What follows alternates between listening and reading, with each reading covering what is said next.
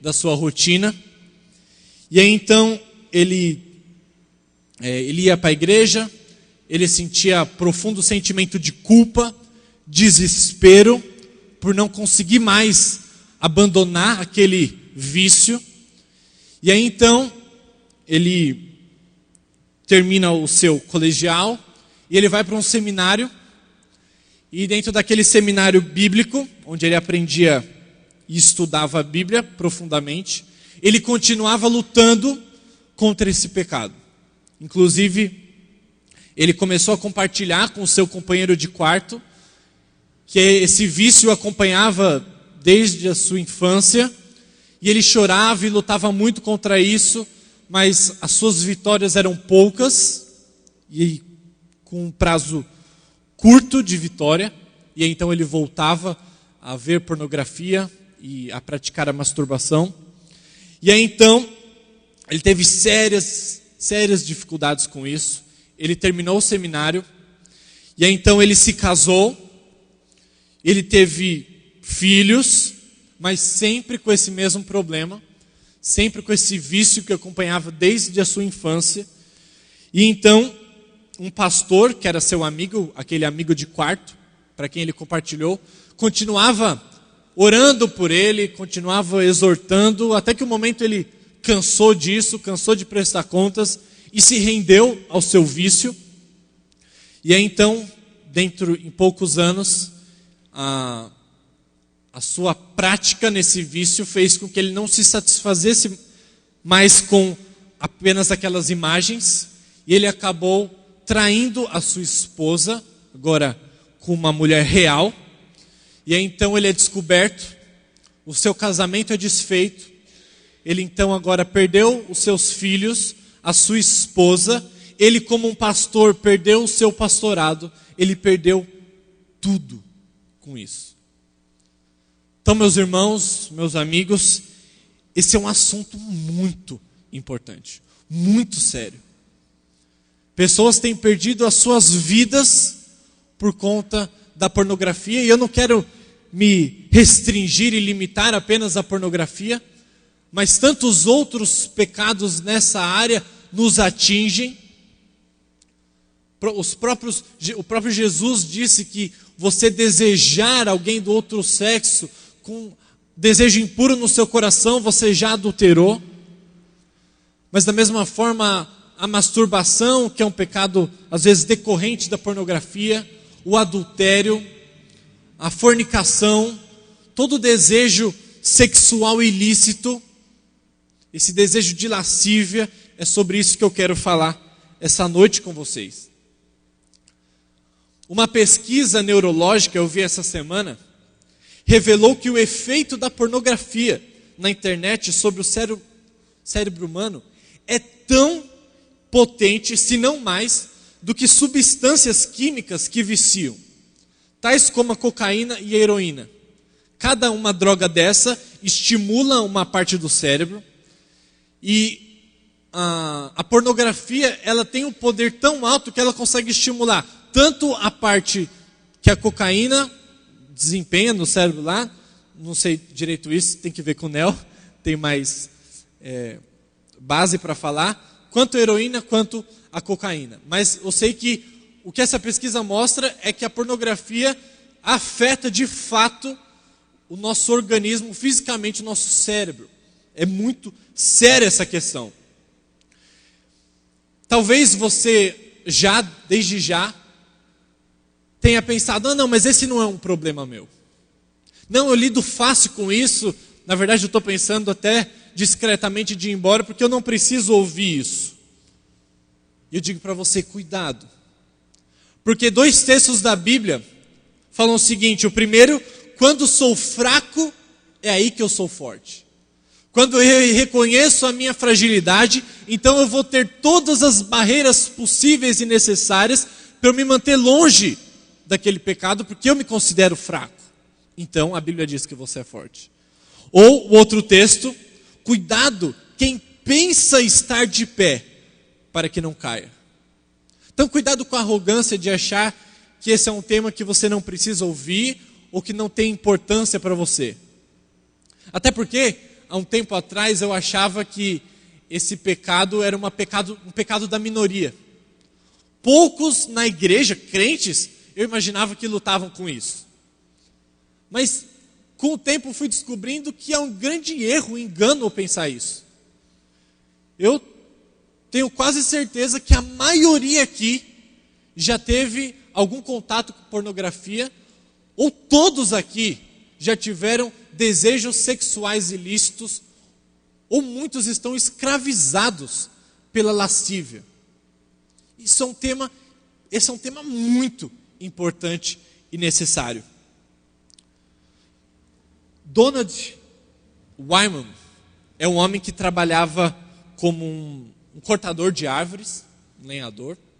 E aí então, certo dia, no seu trabalho, essa história aconteceu, ele estava cortando umas árvores e deixando em cima de uma espécie de um morrinho lá. E aí então, numa dessas árvores que ele estava cortando, ela caiu, não sei de que forma, sobre o seu tornozelo. E aí então ele ficou preso, seu tornozelo estilhaçado. E aí então, por horas ele gritava pedindo socorro e ninguém chegou para ajudar.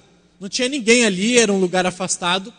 E aí então, com uma dor tremenda e sem ter o que fazer, ele viu um estilete que estava no seu bolso. E aí então ele fez um torniquete na sua perna. E aí então ele começou a rasgar a sua pele com aquele estilete, a cartilagem, os nervos, o seu osso, até que finalmente ele amputou a sua própria perna. E ele se arrastou 400 metros até o seu carro, colocou de um jeito automático lá e foi dirigindo até uma casa mais próxima em que prestaram socorro a ele, levando para o hospital, e ele não morreu, ele conseguiu se salvar. Mas por que isso é interessante? Jesus sabia dessa característica do homem, de amar a própria vida, de fazer tudo para salvá-la, a ponto de alguém conseguir cortar a sua própria perna. Tamanha essa vontade que o homem tem por sobreviver. E aí então ele aplicou isso, e ele apelou para essa paixão, a fim de mostrar a importância da pureza. Porque aí lá, não precisa abrir sua Bíblia, mas em Mateus 5:28, ele diz assim: eu, porém, vos digo, qualquer um que olhar para uma mulher com intenção impura no coração, já adulterou com ela. Se o teu olho te faz tropeçar, arranca-o e lança-o de ti, pois te convém que se perca um dos teus membros e não seja todo o teu corpo lançado no inferno.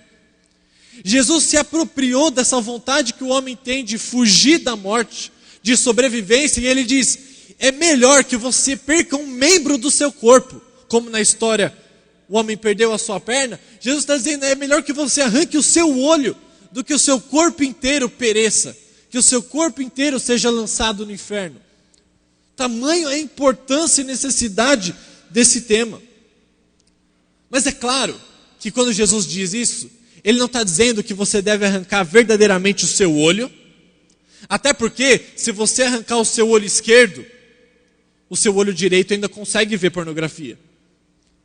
Óbvio que isso não é literal. Pessoas na história já acharam esse texto literal e já se castraram por causa desse texto. Mas o que Jesus está querendo mostrar é uma coisa muito mais profunda. Porque na verdade os nossos desejos, eles provêm do nosso coração. E ninguém vai tirar o coração. Nós não temos poder nem acesso ao nosso coração. Mas talvez uma pergunta que fique. Eu, durante a minha adolescência, eu me perguntava muito sobre isso, sobre esse texto, quando ele fala: é melhor você perder um dos seus membros do que ser jogado o corpo inteiro para o inferno. Eu imaginava, eu como um cristão, então quer dizer que eu posso perder a minha salvação? Então quer dizer que eu ainda posso ir para o inferno? Se eu não arrancar o meu olho? Ou se eu ceder à tentação sexual? Será que a gente pode perder a salvação? Mas a grande resposta, e bem direto, é que na verdade a fé que nós temos quando nós nos convertemos a Jesus Cristo e que nós somos salvos por Jesus Cristo, essa mesma fé que nos salva da condenação do pecado é a mesma fé que nos santifica. Portanto, as palavras de Jesus devem ser entendidas que a fé que nos salvou é a mesma fé que deve produzir santificação em nós. E se a nossa fé não produz santificação, é um sinal de que ela nunca nem existiu. Não é que perdemos a salvação, mas é que se você é entregue aos desejos sexuais, totalmente, não há luta, não há combate, então isso é uma evidência de que na verdade você nunca teve essa fé genuína. Na verdade, o grande sinal de salvação ou de conversão é o fato de você lutar contra o pecado. Um porco, ele vive no chiqueiro como seu habitat natural. Mas na nossa conversão nós éramos porcos. Nós vivíamos como um porco no lamaçal do pecado. Mas quando nós somos convertidos, Cristo nos faz ovelhas. E o habitat natural da ovelha não é o chiqueiro, mas são os pastos, é a grama. Não quer dizer que uma ovelha não possa de vez em quando estar no chiqueiro, mas ali não é o lugar dela. Ela reconhece que ali não é o ambiente dela, e ela não vai passar a vida inteira no chiqueiro. Da mesma forma, nós cristãos podemos cair em pecados, inclusive na área sexual, mas ali não é o nosso lugar. E a fé verdadeira, ela exige, ou na verdade ela produz um combate sério contra o pecado.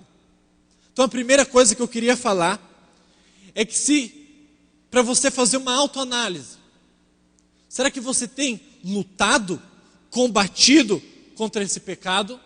Ou você simplesmente tem vivido nele a vida inteira, sem a menor importância? Talvez esse seja um sinal de que você não ainda tem a fé verdadeira. A fé liberta do inferno, mas essa mesma fé, ela produz um combate contra a lascívia.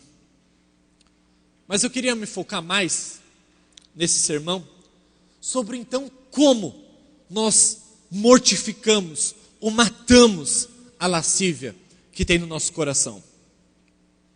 Suponha que eu seja tentado a me entregar à lascívia. Suponha que na minha e na sua mente seja vindo imagens lascivas ou imagens pornográficas ou desejos imorais. E então, a maneira como essa tentação influencia ou tem poder sobre nós é através das promessas que essa tentação nos faz. O poder de toda tentação é a expectativa de que ela me fará mais feliz. É sempre assim. Nós sempre cedemos ao pecado, porque o pecado nos promete que se nós cedermos a ele, nós seremos felizes. Ainda que por pouco tempo, ainda que você precise voltar àquele pecado vez após vez, mas ele te promete uma alegria instantânea. Esse é o poder da tentação. Ela sempre te promete, faz promessas de felicidade. E é por isso que nós caímos. Por quê? Porque o nosso desejo, o nosso coração deseja felicidade, deseja sermos satisfeitos. Isso não é ruim. Desejar ser satisfeito não é ruim, Deus nos fez assim. O ponto é, aonde eu estou buscando satisfação? Esse é o grande problema. Como começo da apresentação da solução de como vencer a lascívia, Romanos 8,13 nos dá uma dica importante quando diz: se pelo Espírito mortificardes, certamente vivereis. Então a primeira dica para a construção da solução é o Espírito. Nós não conseguimos nada sem o Espírito Santo de Deus nos santificando, mudando o nosso coração, nada. Então, primeira dica, é o Espírito Santo que faz, porque o nosso coração nós não temos acesso por nós mesmos. Mas é interessante ser o Espírito, porque lá em Efésios 6, se você é um bom leitor da Bíblia, você sabe que em Efésios 6, Paulo está apresentando a armadura do cristão. E se você é um bom leitor, você vai perceber que todas as armaduras que Paulo propõe, do capacete, a armadura e tudo, tem a ver com defesa. Mas tem uma arma ali que não é de defesa, é de ataque. E aí, em Efésios 6, versículo 17, ele diz: tomai a espada do Espírito. E qual é a espada do Espírito? A palavra de Deus. Então a gente sabe que é pelo Espírito. E o que o Espírito usa? A espada, que é a palavra de Deus. Então juntamos duas coisas: o Espírito Santo e a sua palavra. E aí então a gente volta para Romanos e lembra que a fé vem pelo ouvir e o ouvir da palavra de Deus. Então, junto com o Espírito e a palavra, nos é exigida a fé. E aí então, como se juntam essas três coisas? Qual a relação? Primeiro, que só a palavra, por si só, não produz nada. Pessoas que não têm o Espírito Santo, leem a palavra e vergonhosamente às vezes sabem mais a palavra do que muito cristão. Eu tive um professor de história ateu que já tinha lido a Bíblia várias vezes. Talvez você não tenha lido a Bíblia nenhuma vez inteira. Mas o conhecer da palavra não produz nada. Não, a palavra sozinha não adianta nada. Mas a transformação que o Espírito faz pela instrumentalidade da palavra, pelo conteúdo da palavra, através da fé, que é a apropriação de tudo isso, é abraçar tudo isso, então é que nós somos transformados. E aí eu queria lidar com essa questão da fé. O grande problema que temos na área sexual está relacionado à nossa incredulidade ou à nossa falta de fé. Talvez você se pergunte por quê? Qual é a relação? Na verdade, você acredita em alguma coisa. Você acredita nas promessas que o pecado faz. Você acredita que as consequências do seu pecado não são tão graves assim. Ou que você não tem perdido tantas coisas assim, por isso, vez após vez, nós cedemos às tentações. Mas em contrapartida, a Bíblia está repleta de promessas em que nós devemos nos apropriar e acreditar dessas promessas. Então, através da confiança nessas promessas, é que então nós podemos vencer as tentações do pecado, ou as promessas enganosas que o pecado faz. Nós não cedemos à oferta de um sanduíche quando podemos sentir o cheiro de um bife chiando na grelha. A gente consegue não ceder algumas vontades nossas quando a gente espera algo melhor. Imagine você com fome, prestes a comer um churrasco, e alguém coloca um pãozinho meio murcho na sua frente. Com certeza, você vai aguentar esperar o churrasco, porque você sabe que se comer aquele pão murcho, que é sem graça, mas poderia matar sua fome, vai faltar espaço para a picanha que vem depois. Da mesma forma é o pecado. O pecado nos promete alegrias que são passageiras, que são enganosas, mas nos dão prazer imediato. Mas se nós lidarmos com essas promessas do pecado, à luz das promessas superiores de Deus, então nós podemos aguentar não comer aquele pão estragado, aquele pão murcho, porque uma picanha nos espera. É dessa forma, e é só dessa forma, que podemos lutar contra tentações tão ferrenhas do pecado. Só dessa forma. Não há outra forma de se combater isso, a não ser que tenhamos promessas superiores. Existe um exemplo da Bíblia muito legal, que fala de Moisés. Pela fé, Moisés abandonou os prazeres transitórios do pecado, porque ele contemplava uma promessa superior. Hebreus capítulo 11 fala sobre isso. Nosso inimigo principal é a mentira, que diz que o pecado tornará o nosso futuro mais feliz. Então, a grande solução que não eu, mas a Bíblia nos propõe essa noite, é que para vencer o pecado sexual, nós devemos combater fogo contra fogo. As armas precisam ser da mesma natureza. Não adianta eu lutar contra o pecado simplesmente dizendo, não faça. Não, eu prometo, eu nunca mais vou ver pornografia. Eu nunca mais vou ter relação sexual com a minha namorada. Eu nunca mais vou olhar para aquele homem ou para aquela mulher com desejo impuro no coração. Eu nunca mais vou adulterar com meus olhos ou fisicamente mesmo. Eu nunca mais vou fazer isso. Não adianta só falar. Não adianta nem impor castigo a si mesmo. Nada disso adianta. São estratégias humanas que Colossenses diz não tem valor nenhum contra a sensualidade. Nenhum. A gente só vence as tentações do pecado quando a gente coloca uma promessa superior que Deus nos faz. Nós só combatemos fogo com fogo. O fogo dos prazeres da lascívia deve ser combatido com o fogo dos prazeres de Deus. Se tentarmos combater o fogo da lascívia apenas com proibições e ameaças, falharemos. Mesmo com as ameaças que Jesus faz, nós falharemos. Mas devemos combatê-las com uma promessa de felicidade superior. Por isso, Pedro, projeta para mim o texto de 2 Pedro, por favor. Leiam comigo esse texto, em voz alta.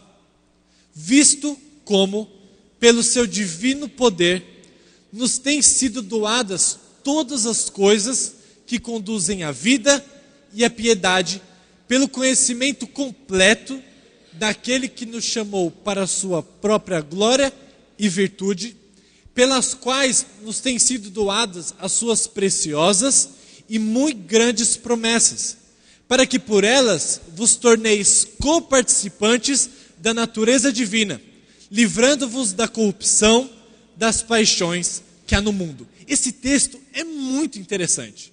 Pedro, mantém projetado o versículo 3, por enquanto. Olha só como ele começa. Visto como, pelo divino poder de Deus, nos tem sido doado o quê?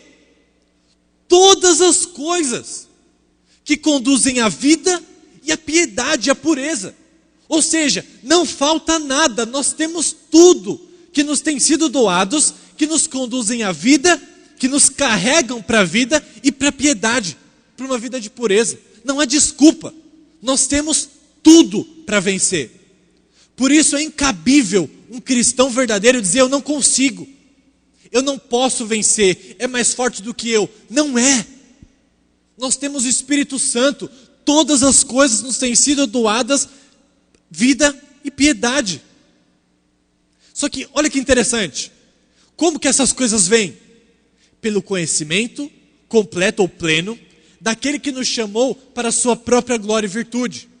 Através do conhecimento de Cristo, então todas as coisas nos são doadas para uma vida de santidade. Pedro, próximo versículo. Agora olha que interessante. Pelas quais nos têm sido doadas as suas preciosas e muito grandes promessas. As promessas de Deus nos têm sido dadas pelo conhecimento de Cristo. E aí então, olha o que o autor vai associar. A promessa o quê? Para que por elas vos torneis coparticipantes da natureza divina. Agora olha essa parte. Livrando-vos da corrupção das paixões que há no mundo. Poderia trocar isso aqui, livrando do desejo sexual impuro, ilícito. Como? De acordo com as promessas que nos são feitas. Promessas superiores às promessas que o pecado faz. Deus promete uma alegria muito maior que o pecado tem a nos oferecer. Só que a alegria de Deus, além de ser maior, é duradoura, não é passageira, é verdadeira, não é enganosa, e no final das contas te dá mais alegria, porque no final da quando nós cedemos à tentação, qual o sentimento que nós sentimos? Vergonha, culpa, tristeza, nós nos sentimos nojentos, muitas vezes não temos vontade nem de fazer coisas que nós devemos fazer, como ler a Bíblia, como orar, como adorar. Nós nos sentimos tão sujos. Não vale a pena. Mas a gente só consegue vencer se a gente buscar uma alegria superior que Cristo nos faz. Entenderam essa questão de promessa com vencer tentação? Não existe outro jeito. Não existe outro jeito. A chave é o poder das promessas. Tem uma música que a gente cantou, que a gente repetiu várias vezes a seguinte frase: tua face eu quero ver. Senhor, te quero, tua face eu quero ver. Sabe como você vai ver a face de Deus? Mateus 5,8 diz: bem-aventurado os limpos de coração, porque verão a Deus. Essa é uma promessa superior a que o pecado nos faz. Qual promessa é essa? Se você tiver um coração limpo, você verá a Deus. E eu não digo você verá a Deus só como um aspecto futuro, como alguma coisa lá no céu, que nós veremos a Deus através da face de Cristo. Nós podemos começar a ver a Deus aqui na terra. De que forma? Quando o nosso coração é limpo, nós podemos ver Deus nas coisas que acontecem. Nós podemos ver Deus na sua criação. Nós podemos ver Deus no homem criado à sua imagem e semelhança. Nós podemos ver Deus no controle das situações. Mas se o nosso coração for impuro, então nós não poderemos ver a Deus. Você quer uma promessa maior do que essa? Felizes são os que têm um coração puro, porque eles verão a Deus. Além dessas, existem várias outras promessas que a Bíblia nos faz. E gente, esse é um ponto tão sério. Eu queria realmente que vocês percebessem quanto isso é sério. Essa semana eu pesquisei alguns vídeos sobre esse tema, e é incrível, na verdade é assustador, você vê na internet os comentários embaixo dos vídeos sobre esse tema. As pessoas desesperadas, sem esperança, relatos e relatos e relatos de pessoas dizendo: eu luto com isso há anos, e eu não tenho tido vitória, eu já cansei, eu tenho lutado com culpa, vergonha, desespero. Muitos abandonam a igreja. Tamanha culpa, vergonha que sentem, que estão totalmente derrotados. E só há um jeito de vencer isso. Quando a gente encontra nas promessas que Cristo faz, alegria superior. Mas só podemos fazer isso quando nós nos apropriamos das verdades do Evangelho pelo Espírito Santo. Portanto, fogo contra fogo é a solução. Nós conquistamos o poder das promessas do pecado com o poder de uma promessa superior. Depois que cedemos a tentação do pecado, nós nos sentimos vazios, sujos, impuros, sem esperança, sem desejos pelas coisas espirituais. Mas nós, quando escolhemos a alegria superior de Cristo, nós vivemos uma vida com plenitude de alegria. Portanto, algumas diretrizes práticas. Leve a sério o pecado. Além de você lutar fogo contra fogo, leve a sério esse pecado. E você pode começar a fazer isso, começando por não rir desse pecado. Não ria de pecados na área de moralidade sexual. Eu sei que as piadas mais engraçadas parecem aquelas que têm alguma conotação sexual. Basta você ver esses programas de comédia. A maioria, as piadas mais engraçadas, são as que mexem com coisas santas. Quer saber de uma coisa? Você começa rindo. E aí então quando você começa rindo, e você já não leva mais a sério, afinal de contas aquilo faz com que você chegue a dar risada. Então o próximo passo é você começar a fazer, já que não está levando tanto a sério. E mais uma coisa, imagine que seu pai tenha morrido de câncer.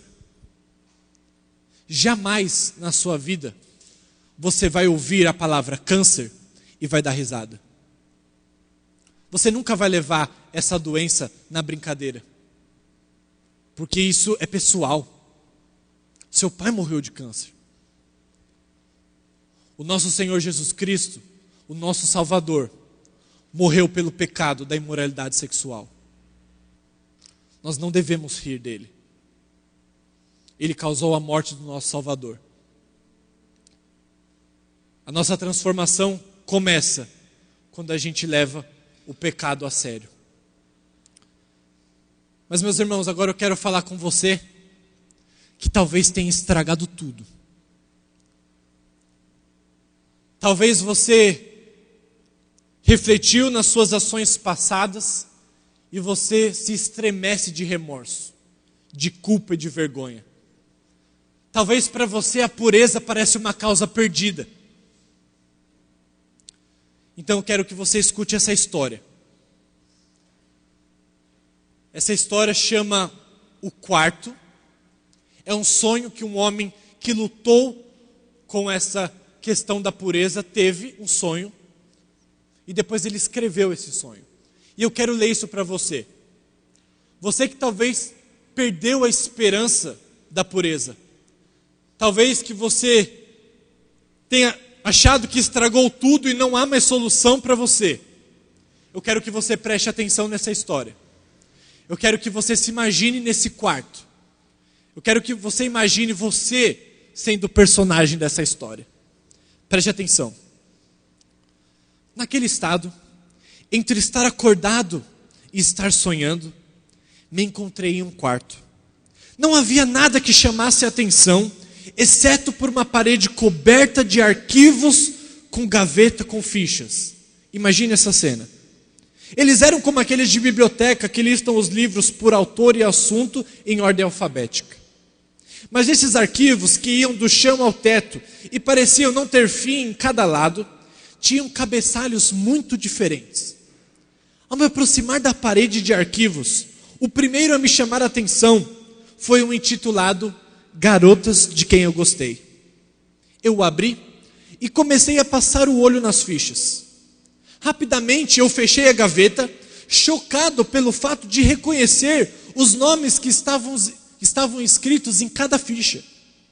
Então, sem ninguém me contar, eu soube exatamente onde eu estava.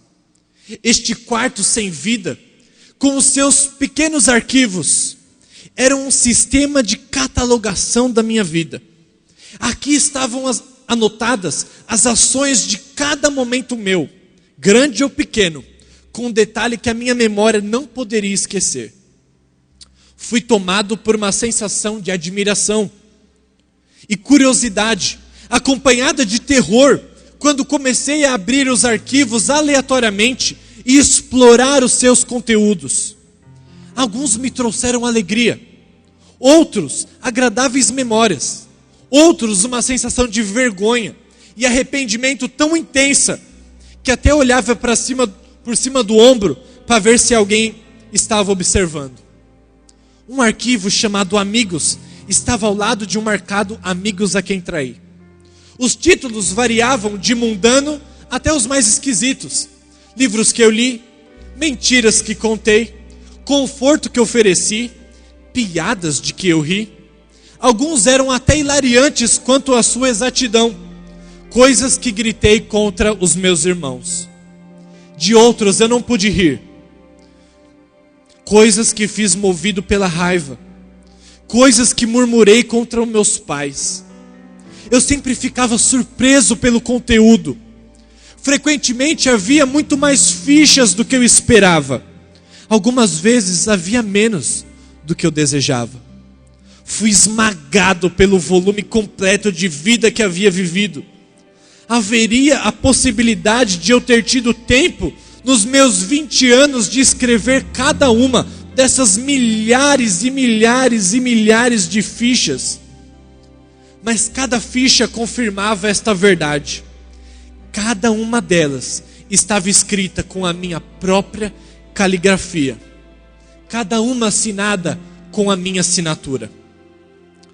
Quando eu abri o arquivo chamado Canções que eu ouvi, eu me dei conta de que os arquivos cresciam em profundidade para caber o seu conteúdo. As fichas estavam guardadas bem apertadas. E assim, ao final de 2 ou 3 metros, ainda não tinha chegado ao fundo da gaveta. Eu fechei envergonhado. Não tanto pela qualidade da música, mas pela enorme quantidade de tempo que eu gastei ouvindo cada uma daquelas músicas. Quando cheguei a um arquivo chamado Pensamentos Impuros, senti um frio correr pelo corpo. Abri o arquivo apenas uns 2 centímetros, sem querer testar o seu tamanho. Arrepiei-me com o conteúdo detalhado. Me senti mal só de pensar em que um momento como aquele tinha sido registrado. De repente, senti uma raiva quase animal. Um pensamento dominava minha mente. Ninguém jamais deverá ver essas fichas. Ninguém jamais deverá ver este quarto. Tenho que destruí-las. Com uma fúria insana, puxei o arquivo para fora. O seu tamanho já não importava mais. Eu tinha que esvaziá-lo e queimar as fichas. Mas ao pegar o arquivo numa ponta e batê-lo no chão, não consegui deslocar nenhuma ficha. Fiquei desesperado e tirei uma ficha apenas para descobrir que ela era forte como aço quando eu tentei rasgá-la. Derrotado e absolutamente desamparado, guardei o arquivo no seu lugar. Apoiando a testa contra a parede, soltei um longo suspiro de autocomiseração. E então eu vi.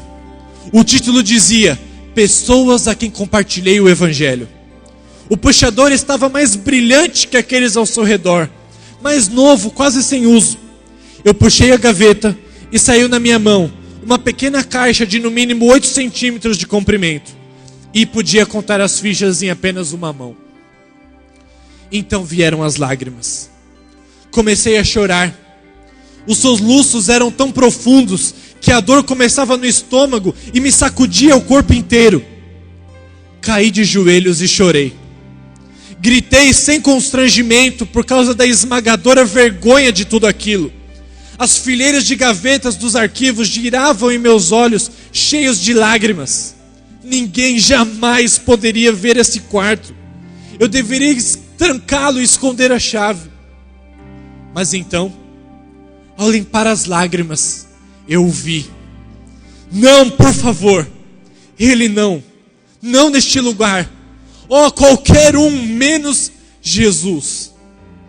Eu assistia sem poder fazer nada, enquanto ele começava a abrir os arquivos e ler cada ficha. Eu não aguentava ver a sua reação. E nos momentos em que consegui olhar a sua face, eu vi uma tristeza mais profunda do que a minha. Parecia que ele intuitivamente ia para as piores caixas, porque ele tinha que ler cada uma delas. Finalmente, ele se virou e me olhou lá do outro lado do quarto. Ele olhou para mim cheio de compaixão nos olhos, mas esta era uma compaixão que não me deixou irado. Abaixei a cabeça, cobri o meu rosto com as mãos e comecei a chorar de novo. Ele se aproximou, colocou o seu braço em volta de mim.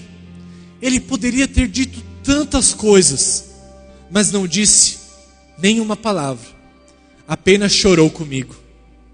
Depois ele se levantou e voltou para a parede de arquivos. Começando em uma ponta do quarto, ele tirou um arquivo e de um em um começou a assinar o seu nome em cima do meu, em cada cartão.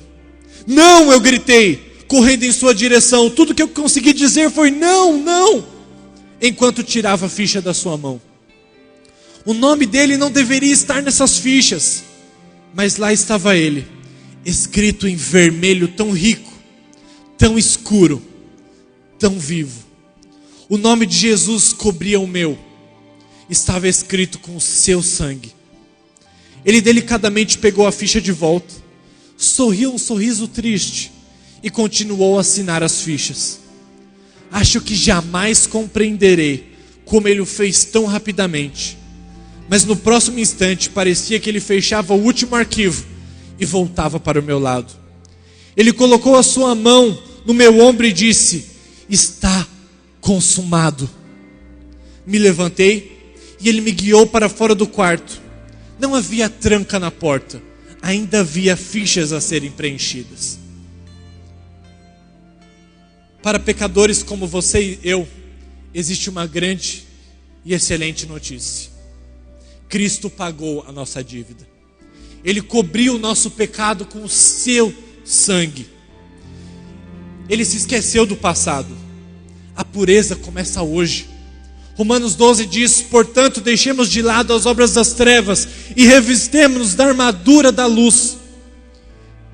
Reconhecidamente, alguns vão ter mais coisas a deixar do que outros, mas o passado não precisa determinar o nosso futuro. Nós temos escolhas neste momento sobre como viveremos. Será que vamos colocar o nosso coração em Deus, confiar em suas promessas e ser feliz com a presença dele? Nenhum de nós pode se apresentar diante de Deus completamente puro. Todos somos pecadores, mas independente de quão imundos nós somos, o coração voltado para Deus perde a sua impureza no sacrifício de Cristo. Então ele não vê mais os nossos pecados. Ele transfere a pureza de Jesus para nós. Talvez você tenha um momento específico na memória que continua a atormentá-lo. Algo que você fez e não se sente merecedor do amor e do perdão de Deus. Não permita que o passado seja vencedor. Esqueça-o. Não fique revivendo aquele momento ou outros como aquele. Coloque-os aos pés da cruz. Se você se arrependeu, Deus promete que não mais se lembraria dos seus pecados. Siga em frente. Uma vida de pureza o aguarda. Meus irmãos, eu queria dizer que há esperança para mim e para você essa noite. Só Jesus, por meio do seu Espírito, que usa a palavra de Deus e a fé, pode nos satisfazer com as suas promessas. Você não é escravo mais do pecado. Uma vida de pureza o aguarda. A gente cantou e talvez cante que vai valer a pena. E Jesus nos garante que uma vida de pureza vai valer a pena. Há esperança, meus irmãos. E eu quero convidar você que essa noite foi tocado não pela minha palavra, mas pela palavra do Senhor. E você se arrepende da sua vida até aqui, dos seus pecados, da sua impureza, da sua entrega. Eu queria convidar que você, sem ligar para o pensamento dos outros, eu queria convidar que você viesse aqui à frente. Não porque tivesse algum símbolo mágico, não porque se você vier aqui à frente você vai ser liberto do vício, da pornografia, da masturbação, do sexo ilícito, do adultério. Mas eu queria orar por você. Eu queria que você tivesse essa marca dessa sua profunda humilhação diante de Deus, seu profundo arrependimento, e dizer para Deus: Deus, eu quero me alegrar nas suas promessas, que são muito mais importantes e superiores às promessas do pecado. Eu queria então que você abaixasse sua cabeça, e você que sentiu esse desejo no coração, que você viesse aqui à frente. Eu quero orar por você. E mais do que isso, meus irmãos, eu quero chorar com você. Eu não quero ser simplista. Talvez você tenha ainda muita dificuldade na sua luta, mas eu quero dizer que eu estou à sua disposição. Quero dizer que você pode me procurar. Pode procurar o pastor dessa igreja. Eu quero que a gente pode chorar com você, a gente pode orar com você, a gente pode lutar com você. Não passe por isso sozinho. Mas feche os seus olhos. E se você sentiu esse desejo no coração, vem até aqui à frente. Eu quero orar por você. Não compreendo os teus caminhos, mas te darei a minha canção. Doces palavras te darei, te darei, te darei. Me sustentas em minha dor, e isso me leva mais perto de ti, mais perto dos teus caminhos. E ao redor de cada esquina, em cima de cada montanha, eu não procuro por coroas ou pelas águas das fontes. Desesperado eu te busco, pois eu acredito que a visão da tua face é tudo, tudo, tudo que eu preciso. E eu te direi que vai valer a pena, vai valer a pena, vai valer a pena mesmo, eu sei. Sim, vai valer a pena, vai valer a pena, vai valer a pena mesmo. Nessa hora eu também gostaria de convidar você que ainda não tinha ouvido falar de Jesus dessa maneira. E esse Jesus ainda não é o dono do seu coração, não é o dono da sua vida. E esse Jesus não é com quem você está combatendo o bom combate, mas você tem combatido esse combate com as suas próprias forças. Eu quero te dizer, meu querido, nessa hora, que esse Jesus quer entrar no seu coração e dizer para você: eu vou combater esse combate com você. O teu poder está no meu sangue. O teu poder está no Espírito Santo de Deus, que eu vou te entregar nessa hora. Me deixa entrar no seu coração. Me deixa tomar conta da sua vida nessa noite. Me dá tudo o que você tem, que eu vou cuidar. E eu garanto que o teu prazer em mim vai valer a pena quando você abrir mão de todas essas coisas. Vai valer a pena. Vai valer a pena.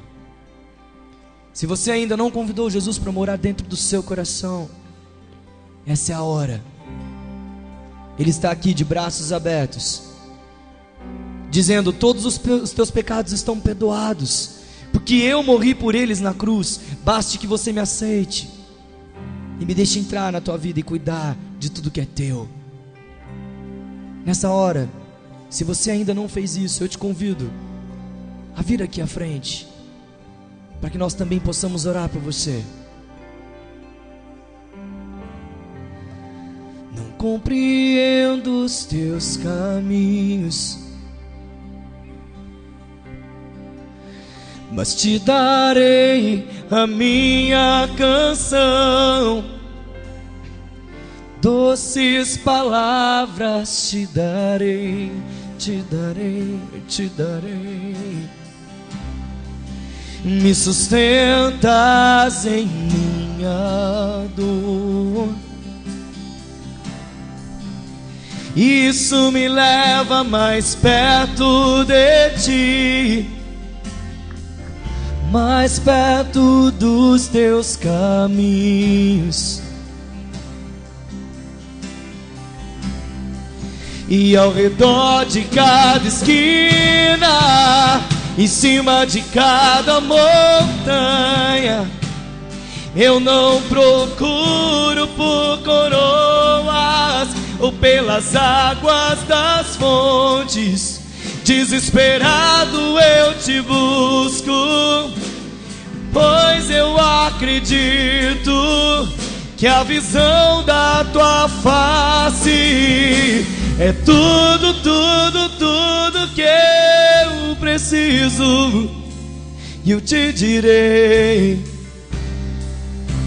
que vai valer a pena, vai valer a pena, vai valer a pena mesmo, eu sei que vai valer a pena, e vai valer a pena, vai valer a pena mesmo, eu sei que vai, que vai valer a pena, vai valer a pena, vai valer a pena mesmo, eu sei que vai valer a pena, vai valer a pena, vai valer a pena mesmo. Senhor Deus, Pai, nós nos humilhamos diante do Senhor, Pai, reconhecendo a nossa incapacidade, o nosso pecado, a nossa sujeira. Quantas vezes temos cedido ao pecado, Pai, com promessas enganosas de prazer passageiros, que produzem tanta vergonha, tanta culpa. Pai, às vezes nos afasta de Ti, nos afasta da Tua palavra, das alegrias de uma comunhão contigo, Pai. Perdoa, Pai. Perdoa a nossa insensatez. Perdoa a nossa incredulidade nas Tuas promessas, Pai. Por favor, eu quero Te pedir por cada irmão meu aqui, por cada filho Teu que tem lutado, que muitas vezes tem perdido a sua alegria da Tua salvação. Restaura, Pai, o coração, restaura a alegria, traga fé, Pai, amadurecimento, para que possamos enxergar que as Tuas promessas trazem alegrias superiores, já aqui na terra e futuramente nos céus, porque nós queremos ver a Ti, mas só os puros de coração podem Te ver. Nós queremos ser puros, Pai. Transforma o nosso coração, porque não temos acesso, somos dependentes, somos incapazes. Precisamos de um milagre, precisamos do Senhor, precisamos que o Teu Santo Espírito aplique a palavra, as Tuas promessas em nossas vidas, Pai, porque todas as coisas nos têm sido doadas, que nos conduzem à vida e à piedade, mas nós precisamos ter o pleno conhecimento de Cristo e de Suas promessas. Eu quero Te pedir em especial por cada irmão meu aqui na frente, Pai. Restaura os seus corações. O Senhor conhece a história de vida deles. O Senhor conhece a história de vida de todos os outros que estão aqui, que não se levantaram. Mas o Senhor sonda os corações. Por favor, Deus, esquadrinha o nosso pensamento, e que possamos tornar a prática das obras do primeiro amor, Pai. Que nos desviemos das tentações, mas que nos aproximemos das Suas promessas santas no Teu Evangelho. Pai, restaura a vida de cada um aqui, trazendo perdão. Que o seu passado fique aos pés da cruz, Senhor. Que toda vergonha, que toda culpa sejam depositadas aos pés da cruz. Porque o Senhor morreu a nossa morte e o Senhor viveu a nossa vida, e é por causa da Tua santidade é que um dia nós veremos a Ti e Te adoraremos por toda a eternidade. E então terá valido a pena, Senhor, o Teu sacrifício em nosso lugar. Terá valido a pena a vida de santidade. Terá valido a pena a escolha por aquilo que Te agrada, por aquilo que nos traz a verdadeira felicidade, que é a comunhão contigo. Portanto, Pai, tenha misericórdia do Teu povo, que hoje se arrepende, com panos de saco e cinza, pedindo misericórdia e socorro em ocasião oportuna. Assim Te pedimos, não porque merecemos, mas nos méritos de Cristo Jesus. Amém. Ó, grande dia haverá de chegar, quando eu e você nos encontraremos com Ele, naquele dia. E eu e você cantaremos a uma só voz, a Ele, a Ele, a Ele. Vamos ficar em pé e vamos cantar. Oh, oh, Senhor, valeu a pena. Senhor, valeu a pena. Senhor, valeu a pena mesmo, eu sei. Senhor, valeu a pena. Senhor, valeu a pena. Senhor, valeu a pena mesmo, eu sei.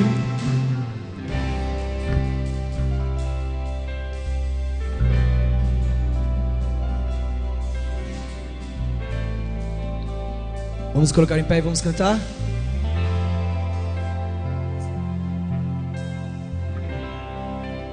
Senhor, valeu a pena.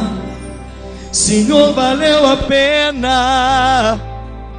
Senhor, valeu a pena mesmo, eu sei. Diga isso pro Senhor e pro seu coração, que vale a pena. E vai valer a pena. Vai valer a pena. Vai valer a pena mesmo, eu sei. Diga: Senhor, valeu a pena, já valeu. Senhor, valeu a pena. Senhor, valeu a pena. Senhor, valeu, valeu, valeu, valeu, valeu. Quando o grande dia chegar, quando o grande dia chegar e Ele vem, quando o grande dia chegar, eu cantarei, eu cantarei, eu cantarei.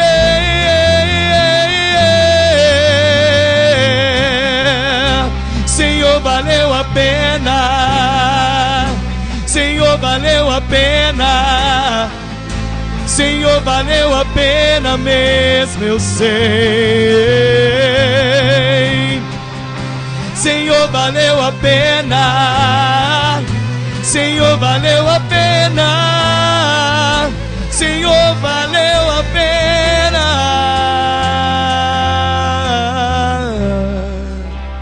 Vale a pena, Senhor, viver os teus prazeres. Vale a pena, Senhor, viver os teus planos, os teus sonhos para mim. Vale a pena, Senhor, gozar da tua plenitude, gozar da tua presença na minha vida. Vale a pena, Senhor. Vale a pena, Senhor, encontrar em Ti uma satisfação de prazer muito maior do que a carne pode me dar. Vale a pena, Senhor. Vale a pena ser satisfeito em Ti. Ah, Senhor, como vale a pena Te servir. Que privilégio, Deus, nós temos de poder viver a plenitude das coisas, de poder ter as coisas num sentido muito maior. Quando as coisas num sentido muito maior, quando as coisas num sentido muito maior, quando as coisas num sentido muito maior, quando as coisas num sentido muito maior, quando as coisas num sentido muito maior, quando as coisas num sentido muito maior, quando as coisas num sentido muito maior, quando as coisas num sentido muito maior, quando as coisas num sentido muito maior, quando as coisas num sentido muito maior, quando as coisas num sentido muito maior, quando as coisas num sentido muito maior, quando as coisas num sentido muito maior, quando as coisas num sentido muito maior, quando as coisas num sentido muito maior, quando as coisas num sentido muito maior, quando as coisas num sentido muito maior, quando as coisas num sentido muito maior, quando as coisas num sentido muito maior,